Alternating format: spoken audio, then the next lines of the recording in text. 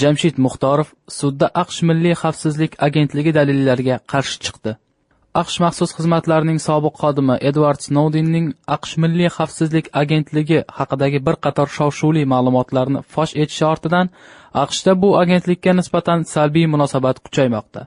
Bundan bir necha yil oldin AQShda istiqomat etayotgan jizzaxlik 36 yoshli muhojir Jamshid Muxtorov Islomiy jihod ittifoqi jamoatiga aloqadorlikda ayblanib hibsga olingan edi. Muxtorov endi o'z ishi bo'yicha sudda AQSh Milliy xavfsizlik agentligi fuqarolarni ommaviy tarzda kuzatuvchi dastur vositasida yig'ilgan dalil-isbotlardan ishlatmaslikni talab qilmoqda.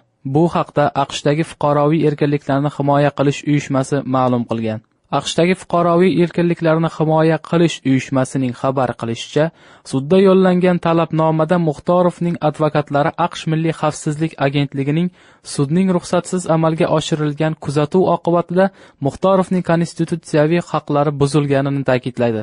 Muxtorov AQSh Milliy xavfsizlik agentligining kuzatuv dasturi vositasida olingan ma'lumotlarga qarshi sudda e'tiroz bildirgan ilk ayblanuvchi ekani aytiladi. Eslatib o'tamiz, AQSh Milliy xavfsizlik agentligi Muxtorovning telefon orqali suhbatlarini tinglagan va elektron pochtasini kuzatib borgan. Maxsus xizmatlarning iddaosiga ko'ra, Muxtorov uchinchi shaxslar vositasida mujohidlar bilan aloqada bo'lib turgan va ularga yordam taklif qilgan. 2012-yilning 21-yanvar kuni hibsga olingan Jamshid Muxtorov o'ziga qo'yilayotgan ayblovlarni inkor qilgan.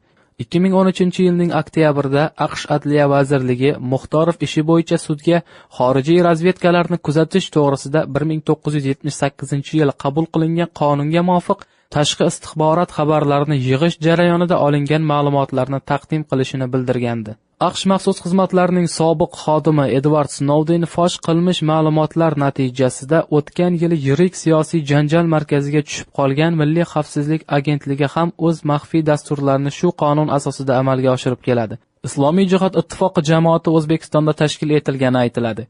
2004-yili Toshkentdagi AQSh va Isroil elchixonalari hamda O'zbekiston Bosh prokuraturasi binosiga hujumlar uyushtirganlikda ayblangan. Keyinroq mustaqil manbalar ushbu hujumlar O'zbekiston maxsus xizmatlari tomonidan uyushtirilganini aytganlar. Hujumdan so'ng AQSh Davlat departamenti Islomiy jihod ittifoqini xalqaro terrorchi guruhlar ro'yxatiga kiritgan. Agar mahkama Jamshid Muxtorovni aybdor deb topsa, u 15 yilgacha qamoq jazosiga hukm etilishi mumkin.